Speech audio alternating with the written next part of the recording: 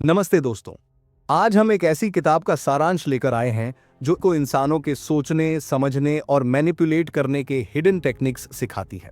इस किताब का नाम है dark psychology, manipulation and dark psychology. लेखक हैं जोनाथन माइंड। ये बुक उन लोगों के लिए है जो ये समझना चाहते हैं कि दुनिया में कुछ लोग दूसरों को इमोशनली, मेंटली या इवन फिजिकली कैसे कंट्रोल कर लेते हैं, और सबसे इंपॉर्टेंट बात, आप खुद कैसे अपने आप को उनके इंपैक्ट से बचा सकते हैं। इस स्क्रिप्ट में हम ब्रेक डाउन करेंगे। 1. डार्क साइकोलॉजी क्या होती है। 2. मैनिपुलेशन टेक्निक्स जो रियल वर्ल्ड में यूज होती हैं। 3. पर्सुएजन के साइकोलॉजिकल वेपन्स। 4. डार्क एनएलपी के डेंजरस टूल्स। 5. और कैसे आप अपने आप को इन सब चीजों से प्रोटेक्ट कर सकते हैं। चैप्टर 1, डार्क साइकोलॉजी एक छुपा हुआ खेल। दिमाग का खेल सबसे खतरनाक खेल होता है। हम सबने कभी ना कभी ऐसा जरूर महसूस किया है कि कोई हमसे बातें करते वक्त हमें अपनी तरफ खींच रहा है। उसकी बातें हमें समझ में तो आती हैं, लेकिन कहीं ना कहीं हम उसके इशारों पर चलने लगते हैं बिना ये जाने कि हम मैनिपुलेट हो रहे हैं।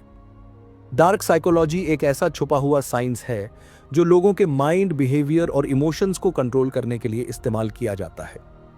जोनाथन माइंड इस अध्याय में बताते हैं कि यह साइकोलॉजी हर इंसान के अंदर थोड़ी बहुत होती है, लेकिन कुछ लोग इसे पूरी तरह मास्टर कर लेते हैं और तब यह बन जाती है एक हथियार। यह किताब बताती है कि कैसे कुछ लोग जानबूझकर दूसरों को धोखा देने, गिल्ट फील कराने या इमोशनली ट्रैप करने के लिए साइकोलॉजी की टेक्निक्स का इस्तेमाल करते हैं। मैनिपुलेशन कोई मैजिक ट्रिक नहीं है, यह धीरे धीरे और बहुत सटल तरीके से किया जाता है। सामने वाला इंसान अक्सर समझ ही नहीं पाता कि उसके साथ हो क्या रहा है। कुछ कॉमन एग्जांपल्स। कोई आपको बार बार गिल्ट फील कराता है ताकि आप उसकी बात मानो। कोई आपकी वीकनेसेस जानकर आपको इमोशनल तरीके से यूज करता है। कोई इतना चार्मिंग बनकर बात करता है कि आप उसकी हर बात पर भरोसा करने लगते हो। जोनाथन माइंड इस चैप्टर में बताते हैं कि हमें क्यों यह नॉलेज जरूरी है। अगर हम इन टेक्निक्स को पहचानना नहीं सीखते तो हम अपने आसपास के टॉक्सिक लोगों के शिकार बन सकते हैं, चाहे वो दोस्त हों, पार्टनर हों या फिर बॉस। और सबसे जरूरी बात, डार्क साइकोलॉजी का मतलब ये नहीं कि आप भी गलत बनो, बल्कि इसका मतलब ये है कि आप खुद को स्ट्रांग बनाओ, अवेयर बनाओ और मैनिपुलेशन के अगेंस्ट एक इनविजिबल शील्ड तैयार करो। Chapter 2, manipulation techniques. Mind control के छुपे हुए तरीके। सामने वाला जो चाहता है वो आपसे करवा लेना ही असली मैनिपुलेशन है और आपको पता भी ना चले। मैनिपुलेशन यानी किसी का माइंड इस तरह से इन्फ्लुएंस करना कि वो आपके हिसाब से सोचे, महसूस करे और एक्शन ले, और उसे लगे कि ये उसका अपना डिसीजन था। जोनाथन माइंड कहते हैं कि मैनिपुलेशन कोई जोर जबरदस्ती वाला तरीका नहीं होता। ये बहुत ही सटल, बहुत ही स्मार्ट तरीकों से किया जाता है। इस चैप्टर में हमें बताया गया है कुछ आम और खतरनाक मैनिपुलेशन टेक्निक्स के बारे में जो रोजमर्रा की जिंदगी में लोग यूज करते हैं, कभी जानबूझकर, कभी अनजाने में। एक गैसलाइटिंग, तुम ही गलत हो वाली ट्रिक। गैसलाइटिंग एक ऐसी टेक्निक है जिसमें मैनिपुलेटर सामने वाले की रियलिटी को डिस्टॉर्ट करता है। वो आपको बार बार ये यकीन दिलाने की कोशिश करता है कि आपकी मेमोरी, आपकी फीलिंग्स या आपकी सोच गलत है। एग्जाम्पल, अगर आप किसी से कहते हैं तुमने मुझे कल इग्नोर किया था, और वो जवाब देता है तुम्हें हमेशा कुछ ना कुछ गलत लगता है, तुम ओवरथिंक करते हो, तो ये गैसलाइटिंग है।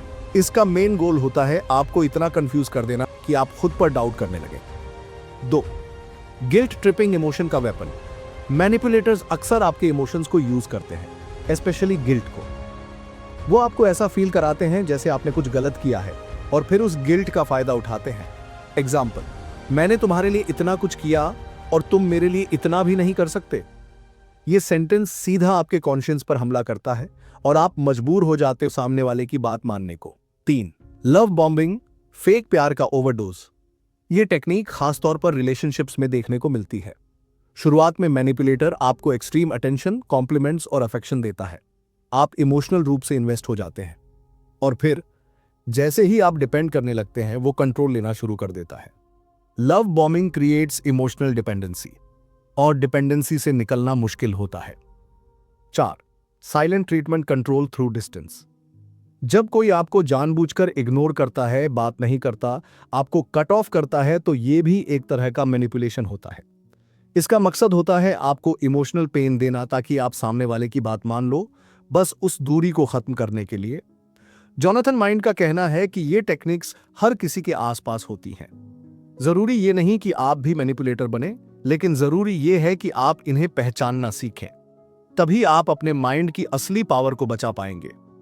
Awareness is your best defence. आप जितना अवेयर होंगे उतना ही कम चांस है कि कोई आपको इमोशनल पपेट बना सके। चैप्टर 3, परसुएजन के साइकोलॉजिकल वेपन्स। मैनिपुलेशन और परसुएजन में फर्क होता है, लेकिन दोनों ही आपके दिमाग पर असर डालते हैं।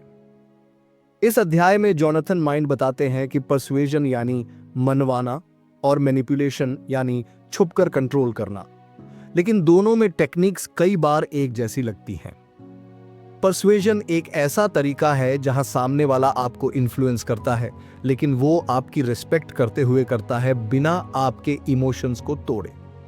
जब कोई सेल्स पर्सन कहता है, सर ये प्रोडक्ट आपकी पर्सनालिटी के लिए बेस्ट रहेगा, तो वो परसुएजन का एग्जाम्पल है। परसुएजन के कॉमन साइकोलॉजिकल टूल्स। रेसिप्रोसिटी, लेन देन की भावना। जब कोई हमारे लिए कुछ करता है तो हम नेचुरली फील करते हैं कि हमें भी कुछ रिटर्न देना चाहिए।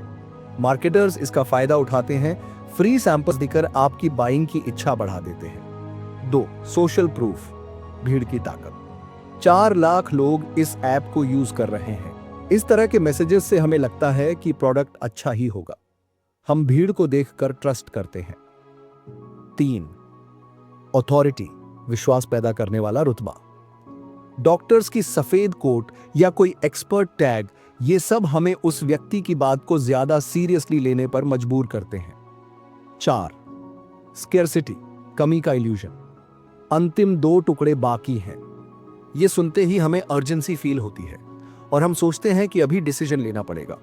जॉनथन माइंड बताते हैं कि परसुएजन गलत नहीं है जब तक उसमें ट्रांसपेरेंसी और रिस्पेक्ट हो, लेकिन जब यही टेक्निक्स बिना आपकी भलाई के इस्तेमाल होती हैं तो वो मैनिपुलेशन बन जाती हैं। इसलिए जरूरी है कि आप समझें, क्या आप इन्फ्लुएंस हो रहे हैं या ट्रिक्ड। अध्याय 4, डार्क एनएलपी माइंड प्रोग्रामिंग के टूल्स। जब शब्द हथियार बन जाएं तो उन्हें समझना जरूरी हो जाता है।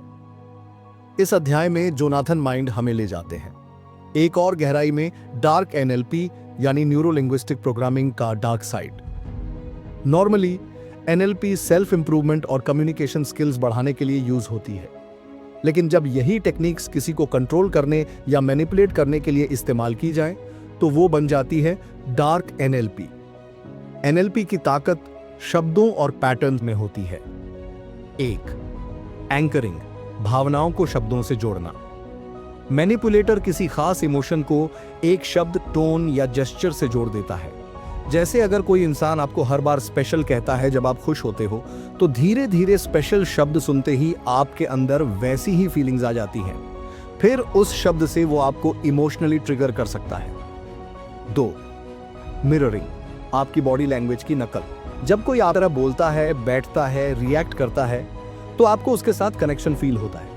ये टेक्निक ट्रस्ट बिल्ड करने के लिए यूज की जाती है, लेकिन मैनिपुलेटर इसे आपको इमोशनली क्लोज फील कराने के लिए इस्तेमाल करता है। 3, एम्बेडेड कमांड्स, छुपे हुए आदेश। कुछ फ्रेजेस होते हैं जो नॉर्मल लगते हैं, लेकिन उनमें हिडन कमांड्स होते हैं। जैसे, अब जब आप रिलैक्स हो चुके हैं तो आप सोच सकते हैं कि मेरी बात सही है। ये डायरेक्ट नहीं है, लेकिन दिमाग उसे सटली एक्सेप्ट कर लेता है। डार्क एनएलपी आपको हिप्नोटाइज नहीं करता, लेकिन ये आपके सोचने के तरीके को धीरे धीरे शेप करता है बिना आपको पता चले। इसीलिए जॉनथन माइंड बार बार कहते हैं, language is not just a tool, it's a trigger. Aware रहो, अलर्ट रहो और अपने माइंड का मास्टर खुद बनो। चैप्टर 5, खुद को मैनिपुलेशन से कैसे बचाएं। दुनिया को बदलना मुश्किल है, लेकिन खुद को मजबूत बनाना हमेशा आपके हाथ में होता है। जॉनथन माइंड इस अध्याय में एक सीधा लेकिन पावरफुल सवाल पूछते हैं, क्या आप सच में अपने डिसीजंस खुद लेते हैं?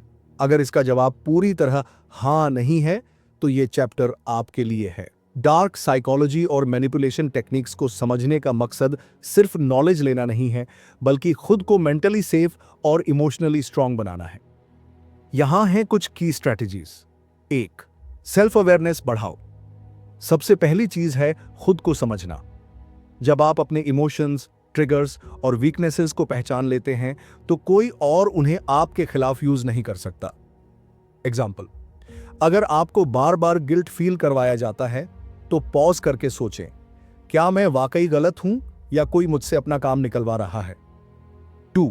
बाउंड्रीज सेट करो। क्लियर और फर्म बाउंड्रीज बनाओ, चाहे वो पर्सनल रिलेशनशिप्स हो या प्रोफेशनल। ना कहना सीखो। याद रखो, लोग तुम्हें वैसे ही व्यवहार करते हैं जैसा तुम उन्हें स्वीकार करते हैं। 3. इमोशनल कंट्रोल डेवलप करो। मैनिपुलेटर्स अक्सर आपके इमोशंस का फायदा उठाते हैं। जब आप रिएक्ट करने की बजाय रिस्पॉन्ड करना सीखते हो तब आप कंट्रोल अपने हाथ में ले लेते हो। 4. गट फीलिंग को इग्नोर मत करो। कई बार हमारा इंट्यूशन सिग्नल देता है कि कुछ तो सही नहीं है। उस फीलिंग को हल्के में मत लो, अक्सर वही आपकी बेस्ट वार्निंग होती है। जोनाथन माइंड कहते हैं, the more you understand yourself, the harder it is for others to manipulate you. Knowledge आपका पहला हथियार है और सेल्फ रिस्पेक्ट आपका आर्मर। चैप्टर 6, मैनिपुलेटर्स को पहचानना और उनसे डील करना। सांप से बचना है तो पहले उसकी चाल पहचाननी होगी। जोनाथन माइंड इस अध्याय में बताते हैं कि मैनिपुलेटर कोई एक पर्टिकुलर टाइप का इंसान नहीं होता। वो आपका दोस्त भी हो सकता है, पार्टनर भी, कोवर्कर या बॉस भी। उसकी पहचान ट्रिकी होती है क्योंकि वो हमेशा चार्मिंग, हेल्पफुल और समझदार दिखता है। मैनिपुलेटर्स की पहचान कैसे करें? 1. Over charming behaviour.